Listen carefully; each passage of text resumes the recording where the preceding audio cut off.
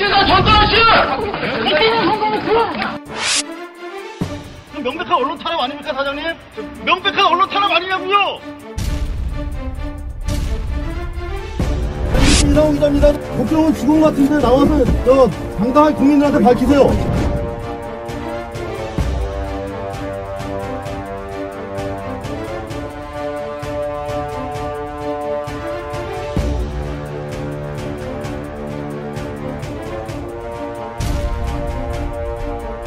2013년 5월 27일 월요일, 2013년 7월 1일, 2013년 8월 27일, 2013년 10월 17일, 2013년 11월 4일 월요일. 고발뉴스 천막에 이재민들이 잠깐 들어와 계신데 33,000명 정도.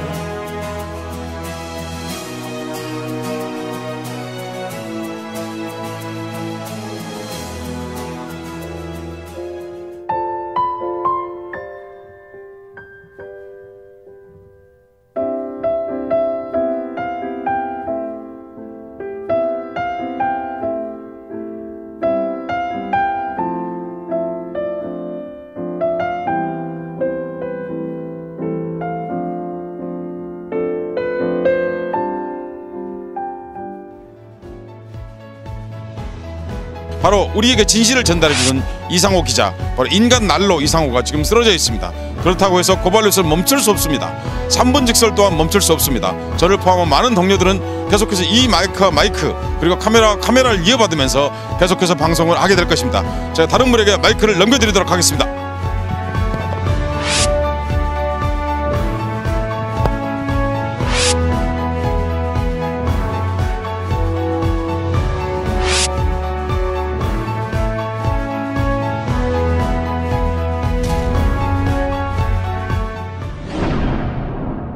여러분 안녕하십니까? 2013년 12월 19일 목요일 뉴스독립군 데일리 고발뉴스입니다. 국방부의 민요 아리랑 금지 논란이 일파만파 커지고 있습니다. 어제 국방부는 저희 고발뉴스에 삭제한 아리랑은 우리 전통 민요가 아닌 북한에서 불리는 아리랑이라고 해명했었는데요. 그런데 이게 또 하루 만에 거짓인 걸로 탄로났습니다. 가수 윤도현 씨의 아리랑도 금지곡에 포함됐기 때문인데요. 당황한 국방부, 일산부대가 반죽이 업체에 보냈던 불온곡 삭제 요청 공문을 회수해가는 등 이제는 사실 은폐 움직임마저 보이고 있다고 합니다. 이러다 국방부가 아니라 국방부라고 불리게 되는 건 아닌지 걱정입니다. 12.19 대통령 선거를 어느 언론보다 앞서 부정선거로 규정하고 촛불 소식을 전하기 위해 매일매일 뉴스를 전하고 있는 뉴스독립군 고발뉴스. 오늘도 씩씩하게 시작하도록 하겠습니다. 이 프로그램은 지난 시간보다 7분 늘었네요. 감사합니다. 모두 5,705분의 고발뉴스 정기구독 후원자 제공입니다.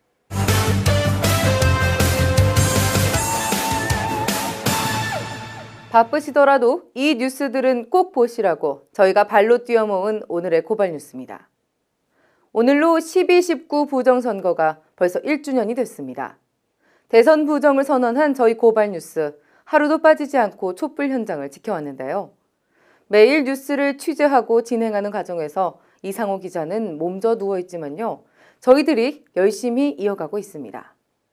저희에게나 또 국민들께나 대선 1년의 의미가 남다른 것 같습니다. 오늘을 기념해 전국에서 대규모 촛불 집회가 열렸는데요. 저희 고발뉴스 오늘도 어김없이 서울광장에 천막 취재 본부를 설치하고 촛불의 소리를 담아왔습니다.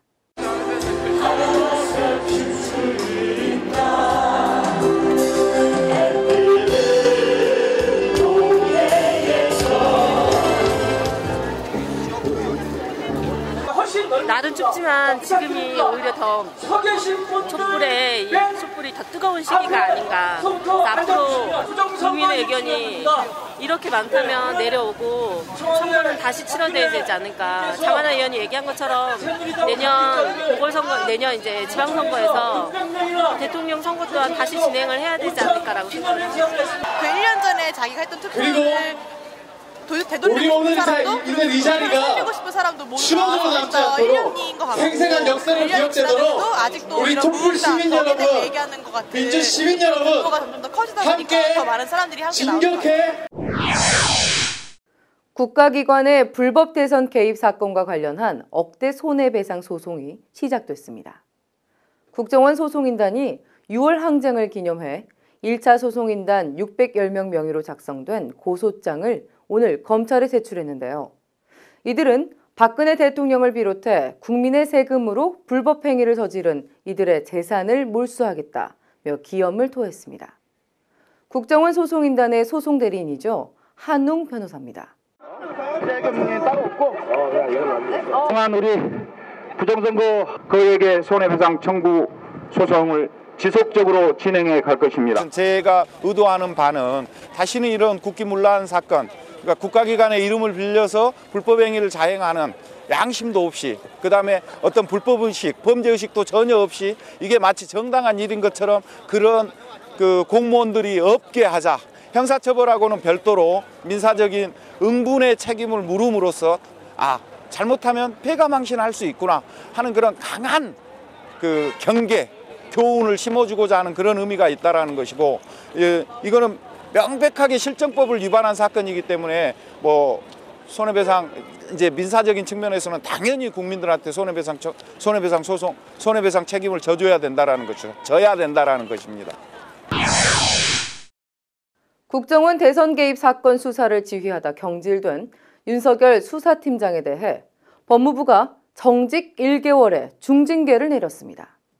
부당한 지시를 거부했기 때문이라는데요. 대검은 압력을 넣었다는 조영곤 당시 서울지검장은 무혐의 처리했습니다. 여론이 그야말로 들끓고 있는데요. 정의당 서기호 의원은 수사 외압의 장본인들이 오히려 수사 외압의 피해자를 징계했다라며 트위터를 통해 쓴소리를 날렸습니다. 굉장히 저는 이제 여러 가지 안녕하지 못한 소식들이 많지만 저 입장에서는 윤석열 팀장의 징계가 굉장히 저한테는 안타깝고 좀 마음 아프기도 하고 좀 열받기도 하고요. 그런 사건입니다. 어떻게 보면 지금 윤석열 팀장이 굉장히 좀 어려운 상황에 처한 거거든요. 검찰 내부에서 어떤 본인이 어떻게 향후에 잘 풀어나가냐에 따라서 다시 좀 검사로서 회생할 수도 있고 아니면은 좀 좌절할 수도 있는 그런 상황인데요. 그러니까 우리 사회에서 뭔가 이렇게 자기 양심에서 우러나는 목소리로 말하고 행동하는 사람이 오히려 그것을 대해서 상을 받는 게 아니라 벌을 받는 그런 일들이 좀 많이 벌어지는데 그 연장선에 있는 거죠. 윤석열 팀장 사건도. 그런 점 때문에 제가 오늘 올리게 됐습니다. 국정원 개혁특위에 참여하고 있는 새누리당 의원들이 국정원 개혁이 아니라 국정원 기능을 오히려 강화해야 한다는 방안들을 쏟아내고 있습니다. 어제 1차 법안 심사가 있었는데요. 새누리당 의원들은 휴대전화 감청 수준을 더 강화해야 한다고 하는가 하면 일본에서도 폐지 여론이 높은 비밀보호법 제정까지 언급하고 나섰습니다. 자칫 국정원 개혁특위가 아닌 국정원 강화특위가 되는 것 아니냐는 우려가 제기되고 있습니다. 교학사 한국사 교과서의 도넘은 역사 왜곡에 관련 학자들이 일제히 나섰습니다. 한국사 관련 7개 학회는 오늘 교학사 한국사 검토 공개 설명회를 열고 교학사 교과서의 오류에 대해 조목조목 지적했는데요. 이들은 교학사 교과서에 대해 도저히 학교에서 교재로 쓸 수 없을 정도라고 일축했습니다. 그동안 집중적으로 지적됐던 근현대사뿐 아니라 고대 중세사 분야의 왜곡과 오류가 심각한 것으로 새롭게 밝혀졌습니다. 이것은 사실과 허구의 싸움이고 진실과 왜곡의 싸움이고 그래서 상식과 불상식의 싸움이다. 그렇게 판단했습니다. 최근에 이제 국정화 문제와 관련해서 정부라든가 그다음에 새누리당에서도 이야기 나오고 심지어 교학사 교과서 추진에서도 국정제로 해결해야 된다라고 말하는 것 같은데 저희는 그렇게 생각합니다. 박근혜 정부가 정상적인 판단을 한다면 결코 국정제로 돌아가지 않습니다. 만약에 국정제로 돌아간다고 한다면 그것은 유신체제를 부활하거나 새로운 유신체제를 만들려는 그런 기도로 볼 수 있는 심히 우려스러운 사태다. 지금까지 오늘의 고발 뉴스였습니다.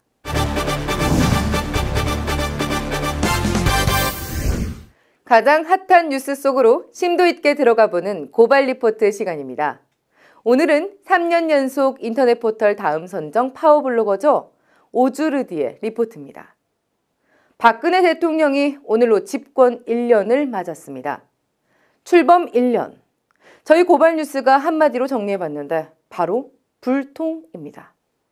어제 이정현 청와대 송보수석은 대통령의 원칙이 불통이라면 그건 자랑스러운 불통이라고 말했다가 여론의 질타를 받고 있는데요. 참 국민 여론 모르시는 것 같아 걱정입니다. 과연 박근혜 정부가 지난 1년간 한 일은 무엇인지 오주리디가 짚어봤습니다. 박근혜 정권 출범 1년, 무엇을 했을까요? 새 정부 첫 1년이 중요합니다. 새롭게 틀을 짜고 공약을 실행에 옮길 수 있는 전략을 마련하는 시기이기 때문입니다. 후보 시절 박 대통령은 개혁, 복지, 통합을 외쳤습니다. 당선 첫 일성으로 찬반을 떠나 국민 의견을 수렴하겠다고 강조했고 경제 민주화, 복지 공약 등 국민과의 약속을 꼭 지키겠다고 다짐했습니다. 또 야당을 소중한 파트너로 생각하겠다고 약속한 바 있습니다. 1년이 지나며 경제 민주화와 복지 공약은 먹튀 공약이 됐습니다. 경제개혁 전도사라고 추켜 세웠던 김종인, 권력기관 쇄신을 위해 영입했다던 안대의, 이들이 자리에 성장문자와 유신헌법을 만든 이가 들어섰습니다. 복지 공약은 대부분 파기되거나 대폭 축소됐습니다. 국민과의 약속을 깨서 세운 정권입니다. 주변을 박정희 사람들과 군 출신으로 채웠습니다. 그러면서 통합, 공존 이런 단어가 사라졌습니다. 야당을 적대시합니다. 잘못을 지적하면 분열을 야기한다고 몰아세우며 절대 용납하거나 묵고하지 않겠다고 겁박합니다. 전교조가 불법이라며 10년 동안 유지되어 온 합법적 지위를 박탈하고 법의 테두리 밖으로 내쫓았습니다. 전국 공무원 노조에 대해서는 노조 설립 신고서조차 받아주지 않은 채 불법 선거운동 혐의를 씌워 핍박합니다. 성실하게 국정원 사건을 수사한 검찰총장과 특별수사팀장을 내쳤습니다. 검찰총장 찍어내기에 최측근이 직속부하인 조호영 행정관 개입 사실이 명확한데도 개인적 일탈이라고 우기며 거짓말을 합니다. 국방부, 보훈처, 안행부, 통일부와 관변단체까지 대선에 개입한 사실이 엄연한데도 두둔하기 바쁩니다. 부정선거라는 말 한마디에 야당 의원들을 제명하려 듭니다. 진보 정당을 해산시키려고 총력을 기울입니다. 유신 정권이 수법도 재현됐습니다. NLL 대화록을 불법 유출시켜 종북몰이에 활용하고 이석기 사건을 내란죄로 몰았습니다. 정상적인 노조와 시민단체에게 종북 딱지를 붙이는 건 다반사입니다. 개혁, 복지, 통합, 섬김이라는 위장옷을 입고 대선 무대에 올랐던 박근혜 후보. 집권 1년 만에 본색을 드러내며 공안, 독선, 반민주 등으로 짠 옷으로 갈아입었습니다. 세 가지 원칙이 대한민국을 호령합니다. 반북 공안, 민생으로 위장한 성장주의, 애국으로 포장된 국가주의가 그것들이죠. 박정희식 정치가 힘겹게 가꾸어온 민주주의 밭을 갈아엎고 이식되고 있는 중입니다. 지난 1년은 신유신 시대를 열기 위한 세팅 기간이었습니다. 곧 박정희식 공안 정치가 굉음을 내며 가동될 것입니다. 신유신 시대, 본격적인 시작은 이제부터입니다. 고발 리포트 오주르디였습니다. 오주르디의 분석, 여러분은 어떻게 들으셨나요? 다양한 의견이 넘쳐나는 오픈 플랫폼을 지향하는 저희 고발 뉴스는요, 보다 많은 파워블로거들의 참여를 기다립니다. 모든 블로거가 국민 리포터가 되는 그날까지 저희 데일리 고발 뉴스의 문은 언제나 활짝 열려 있다는 사실 다시 한번 말씀드립니다.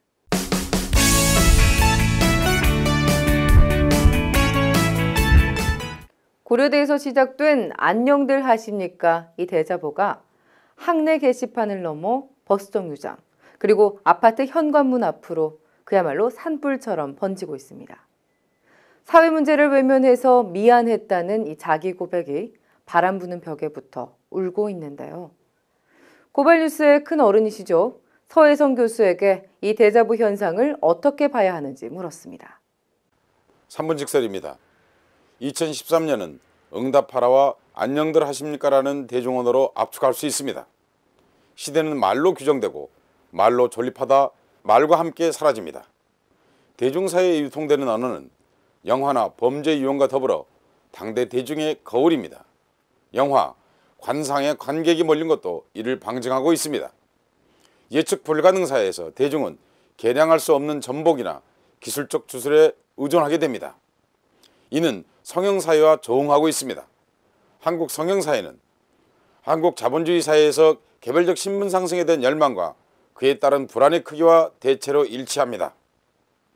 응답과 안녕사회를 정처 없이 떠돌고 있는 건 불안입니다. 응답하라는 간절한 요청형의 말입니다. 모르스 부호와 흡사한 이는 아무리 호출해도 안전한 과거를 향해 대답을 불러내고 있습니다. 이 청춘 세대가 현재를 향해 평어체 질문을 제기하기에 이르렀습니다. 타인의 안부를 통해 자신의 안부를 되묻고 있는 것입니다. 그 말이 새밑을 달구고 있는 바로 안녕들 하십니까입니다.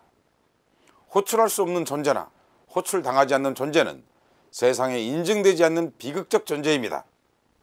불응의 사회, 안부 없는 사회에 대한 자기 불안과 사회의 불안이 문득 바람벽에서 벽소로 만나게 된 데는 그만한 까닭이 있습니다. 이 호출에 응해 격하게 반응을 일으킨 이들은 성장기의 민주정권을 거쳤을 때 저마다 개별자로 신분 상승에 몰입해 왔습니다. 그 과정에서 IMF 등 신자유주의를 만나 이른바 스펙이라 부르는 괴이한 시장 논리에 포섭되고 강제당해야 했습니다. 이전 세대가 독재라는 권위주의 정권에 주눅들었다면 이들은 자본에 압제당하고 있는 것입니다. 전봇대와 거리로까지 이어지고 있는 대자보라는 연쇄적 벽선은 목매어 불러도 응답 없는 너에 대한 환멸을 이기고자 하는 몸짓입니다. 그 요지는 불온한 것은 종북이 아니라 자본과 권력의 공모라는 것을 공유하기에 이른 것입니다. 정치적 문제에 짐짓 한 걸음 떨어져 있었던 그들이 오늘 깨닫고 있는 것은 잃어버린 것은 민주주의요, 얻은 것은 불안이고 빼앗긴 것은 미래다라는 사태인식입니다. 요컨대 민주적 정치 권력 없이 홀로 발버둥 칠는 일로는 자기 문제를 전국적으로 해결하기 어렵다는 데 다다른 것입니다.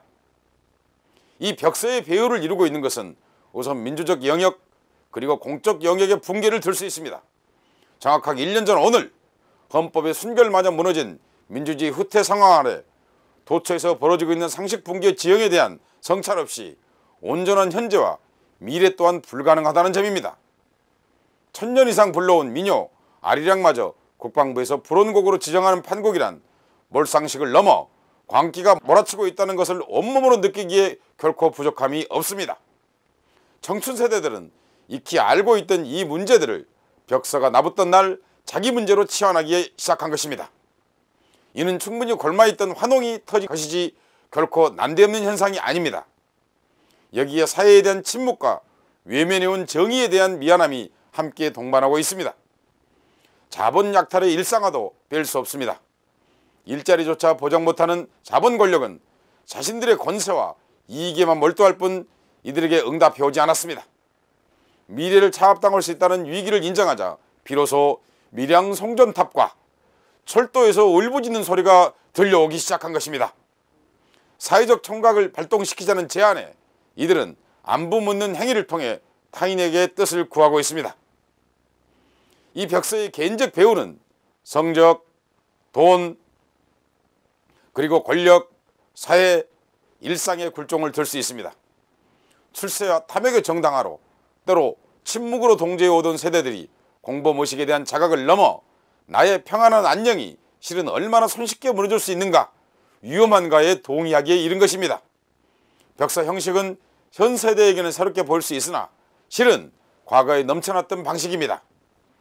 당시에는 언론 자체가 존재하지 않았기 때문에 의견과 사실을 알릴 수 있는 거의 유일한 수단은 유인물과 이 대자보뿐이었습니다. 민주화 운동 시기의 표현 양식이 소통불능의 현실을 강타했다고 할 수 있겠습니다. 그럼에도 오늘 벽서는 과거의 것과 분명히 다릅니다. 우선 자신의 눈높이에서 쓴 소박한 소통 방식이라는 민주성이 사람들을 움직이게 하는 힘이라고 볼 수 있습니다.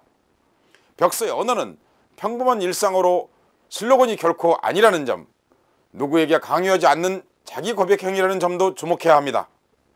공해라 부를 정도로 정보가 과잉된 디지털 시대에 손글씨로 쓴 아날로그의 손때 묻은 진실이라는 점 또한 중요하게 작동하고 있습니다.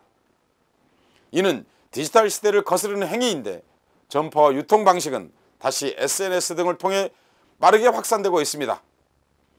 이 행위에 동참하는 재생산 과정은 당당하고 공명정대한 실명이라는 점도 중요합니다. 무너진 공적 영역을 채우기라도 할 듯 벽서는 바람벽 빈자리를 메우면서 외치고 있습니다. 이 과정에서 이들은 타인의 세상을 나의 세상으로 보기 시작한 것입니다. 이는 청춘 세대들이 고립에서 벗어나 세상을 향해 말문이 열리고 있다는 명징한 증거이자 하나의 사태입니다. 벽서 현상은 이와 같이 안팎의 조건과 어우러지면서 2013년 새 및 한국 사회를 진실의 힘으로 작동시켜내고 있습니다. 긴 겨울을 이겨낼 수 있는 사회적 난로를 장만한 셈입니다. 올해 내내 한국의 대중은 권력에게 응답을 요구해 왔습니다. 그들은 한낱 1994가 아니라 대선을 통해 왜곡된 공화정과 헌법체계의 안부를 물었고 공공영역의 안부와 고통받고 있는 약자들의 안부를 물어왔습니다. 알다시피 어디에서도 응답은 없었습니다. 마침내 오늘 바람벽이 말하고 있습니다. 바람벽의 글씨들이 울고 있습니다. 그리하여 가장 평범한 안부 인사에 대중은 전율하고 있는 것입니다. 안녕들 하십니까? 한국 사회를 뒤덮고 있는 광범한 불안에 대한 소박한 질문이 대중을 울리고 있는 것입니다. 대자보는 불안한 눈물의 향연입니다. 3분 직설이었습니다. 박근혜 대통령 취임 1년. 불통이라는 평가, 국내뿐만 아니라 세계적인 것 같습니다. 국제사회에서도 부정선거와 지난 1년의 박근혜 정부 성과에 대해 매우 비판적인데요. 아시아 지역 선거감시단체와 인권단체들은 한술 더 떠 한국의 인권 상황이 후퇴하고 있다고 꼬집었습니다. 지난 MB정부 5년 동안 국격이 더 떨어질 때가 있을까라고 걱정했는데 그야말로 추락하는 국격은 날개가 없는 듯합니다. 우리라도 품격을 좀 지켜야겠죠? 팍팍한 오늘의 일상을 노래로 또 예술로 승화시키는 분들을 찾아 매주 화요일과 목요일 이렇게 2번 노래로 클로징을 대신하고 있는데요. 오늘 노래는 실망을 넘어선 분노의 지점에서 웃음을 주는 그런 재밌는 곡입니다. 고발뉴스 열혈 시청자라고 밝히신 둥기 천사님께서 대선 1주년을 맞는 오늘 딱 맞는 노래라며 책임져 송을 보내주셨습니다. 박근혜 정부 악플만 읽지 마시고 이 노래도 좀 들어보시기 바랍니다. 책임져 송 들으시면서 뉴스독립군 고발뉴스 여기서 인사드리겠습니다. 부정선거 처벌하고 민주회복 그날까지 고발뉴스 발로 뛰겠습니다. 시청자 여러분 감사합니다.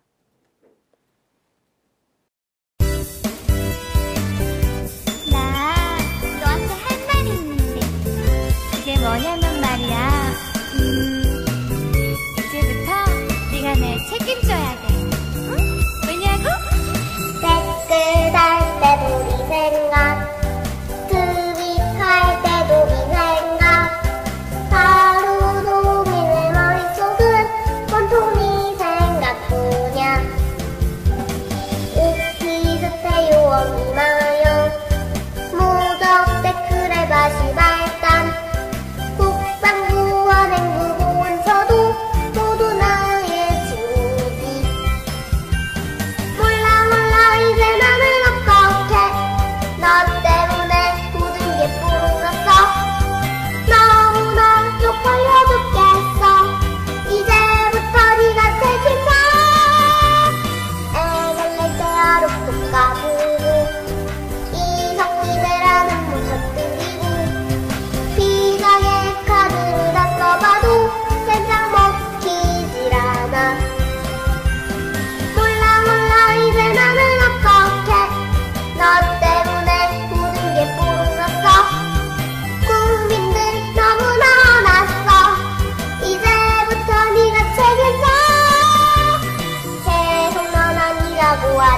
하지만 아무런 상관없다 하지만 더 이상 숨길 수가 없게 됐어. 이제 네가 책임져. 네가 책임져. 네가 책임져. 책임져.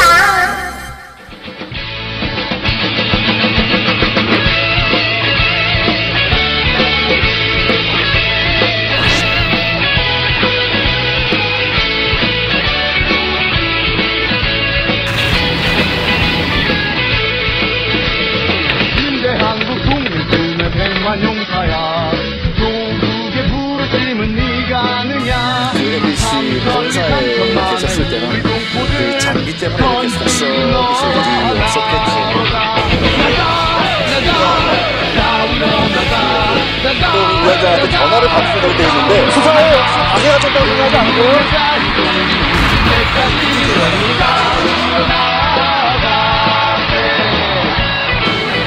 10년 전에